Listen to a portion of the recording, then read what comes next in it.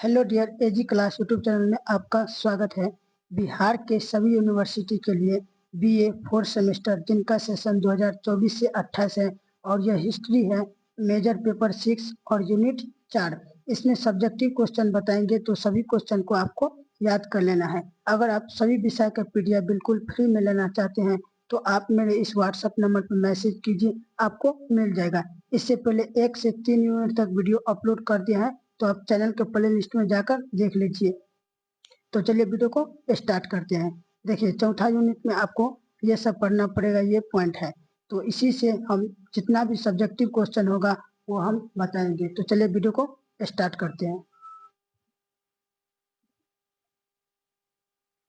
1 number question है, Berlin Congress क्या थी? बिस्मार्क के अधीन गठबंधन निर्माण का वर्णन कीजिए। तो देखिए, भूमिका में आपको शुरू में लिखना है जो कि सबसे पहले पॉइंट होता है, इसकी जानकारी देना है।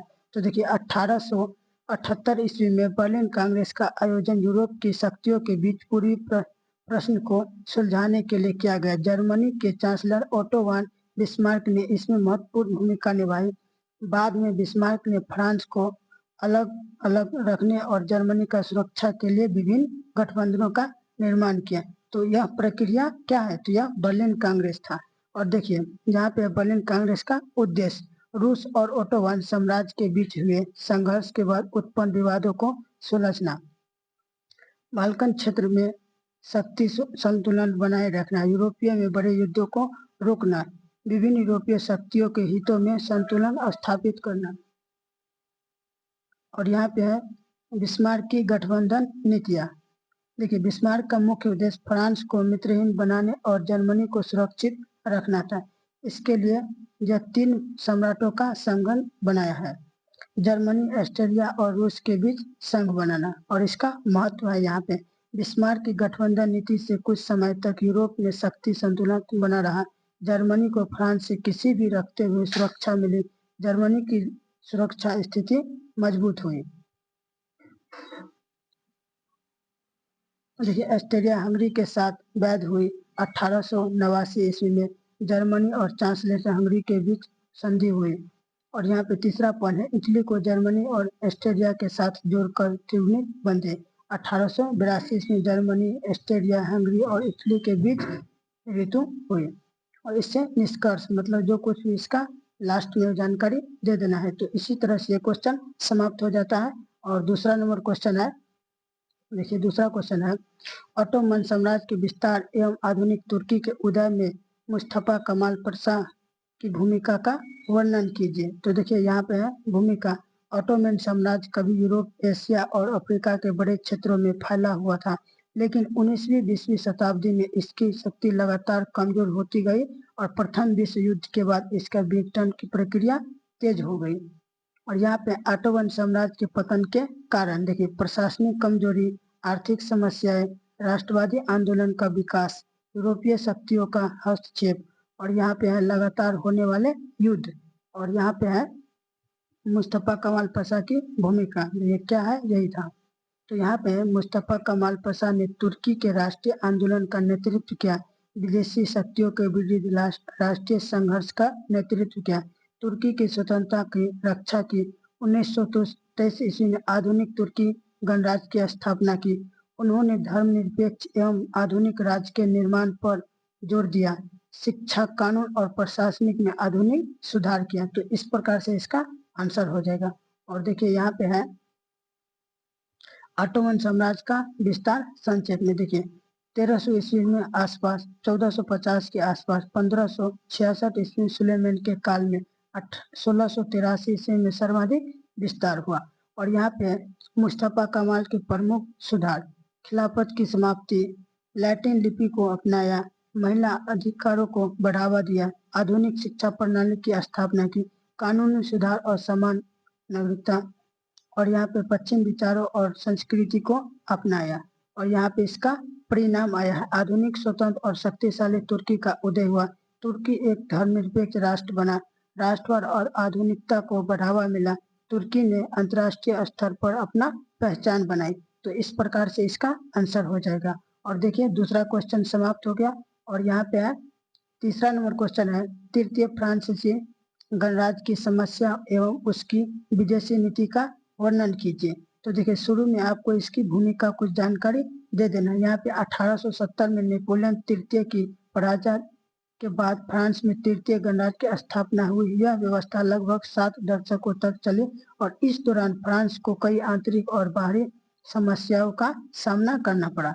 तो इस प्रकार से इसका तृतीय फ्रांसीसी गणराज्य हो जाते हैं।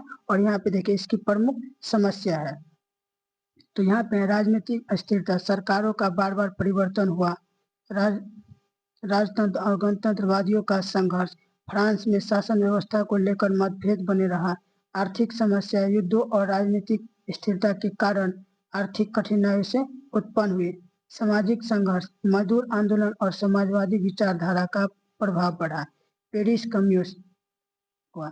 तो और यहाँ पे देखिए पेरिस कम्यून कब हुआ, तो 1871 ईस्वी में। इस प्रकार मजदूर और नागरिकों ने अपने अधिकारों के लिए विद्रोह किया।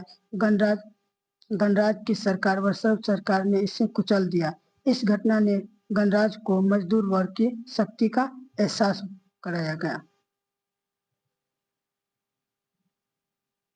इस प्रकार से यहाँ पे है विदेशी नीति। फ्रांस में यूरोप में अपनी प्रतिष्ठा स्थापना करने का प्रयास किया। जर्मनी ने इसके बाद फ्रांस से जर्मनी का संतुलित करने के लिए इसका रूस के ब्रिटेन को हरा दिया। और यहाँ पे है इस तरह से फ्रांस के प्रमुख उपनिवेश। यहाँ पे है निष्कर्ष, तो आपको देख लेना है और याद कर लेना है। तो इस तरह से ये क्वेश्चन समाप्त हो गया। और यहाँ पे है चौथा क्वेश्चन है, रूस में साम्यवाद के उदय एवं बोल्शेविक क्रांति का वर्णन कीजिए। तो देखिए ये है, यहाँ पे आपको भूमिका में लिखना है कुछ जानकारी। रूस में लंबे समय तक जारशाही की निरंकुश व्यवस्था थी। किसानों और मजदूरों की खराब स्थिति तथा राजनीतिक दमन के कारण जनता में असंतोष बढ़ गया। इसी परिस्थिति को बोल्शेविक क्रांति कहा जाता है। देखिए, और इस क्रांति के प्रमुख कारण है जार की निरंकुश शासन व्यवस्था, किसानों की दयनीय स्थिति, मजदूरों का शोषण, आर्थिक संकट, प्रथम विश्व युद्ध में रूस की भारी क्षति पहुंच गया, समाजवादी एवं मार्क्सवादी विचारों का प्रसार, बोल्शेविक दल का प्रभाव। और यह पे है लेनिन की भूमिका। इसके नेतृत्व में भी कुछ यह योगदान दिया था। लेनिन बोल्शेविक दल के प्रमुख नेता थे। उन्होंने मजदूरों और किसानों को संगठित किया तथा सत्ता परिवर्तन करने का नेतृत्व किया। देखिए 1917 ईस्वी में बोल्शेविक क्रांति हुई थी। और ये इम्पोर्टेंट क्वेश्चन है। 1917 ईस्वी में बोल्शेविक क्रांति ने राज्यों के सत्ता पर नियंत्रण स्थापित किया। लेनिन के नेतृत्व में नई समाजवादी सरकार बनी।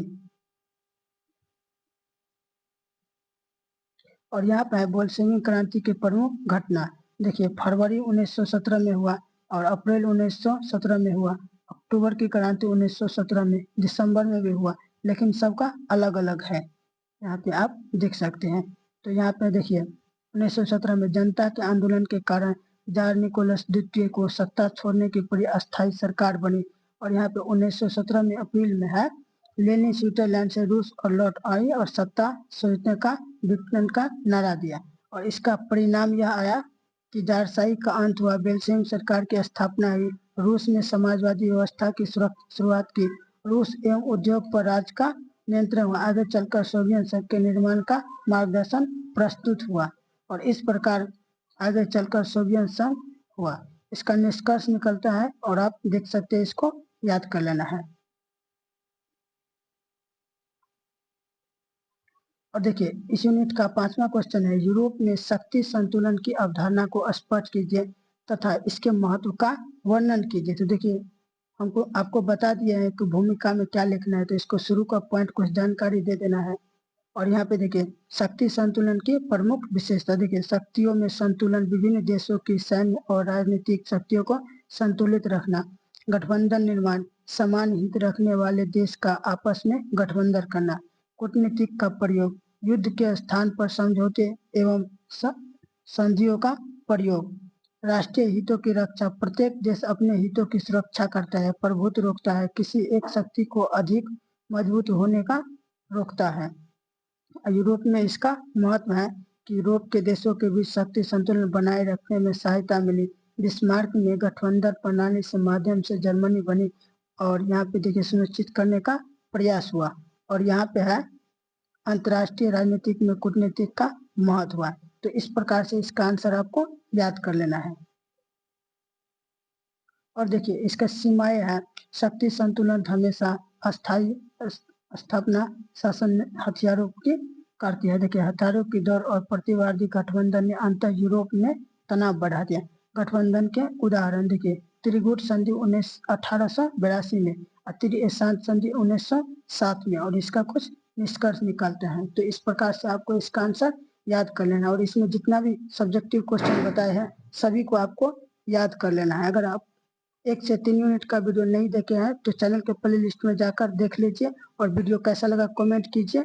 अगर आप इसका PDF फ्री में लेना चाहते हैं तो मेरे WhatsApp नंबर पर मैसेज कीजिए, आपको मिल जाएगा। तो वीडियो कैसा लगा कमेंट कीजिए। चलिए मिलते हैं अगले वीडियो, बाय बाय, खत्म।